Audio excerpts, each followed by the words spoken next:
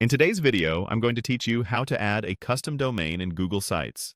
Full Tutorial 2026. By the end, you'll know exactly where to go in Google Sites to connect your own web address and what to expect as you complete the process.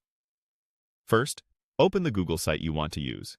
Make sure you're in the site editor, not just a public preview. This is the workspace where you manage settings, pages, and design. It helps to confirm you're on the correct site before continuing, especially if you manage multiple projects. If the site isn't quite ready, you can still set up the domain later, but it's best to have your main pages in place so you can test your domain right after connecting it. Next, look to the top of the editor for the Settings gear icon. It's typically located in the upper right corner of the Google Sites interface. Click that gear to open your site's settings panel. This is your control center for things like navigation style, brand settings, and, importantly, domain connections. If you don't see the gear, try expanding your window or checking that you have edit access to the site. Inside the Settings panel, choose Custom Domains. This section is dedicated to mapping your site to a web address you own. Connecting a custom domain doesn't move your domain registration. It simply tells the internet that your domain should display your Google site. Think of it as pointing a signpost to your content.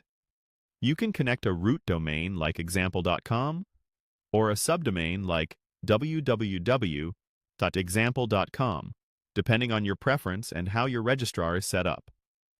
Now, select Connect Domain. From here, Google Sites will guide you through the remaining flow. You'll be prompted to enter the domain you'd like to use and confirm ownership. Be prepared to sign in to your domain registrar to complete any required verification.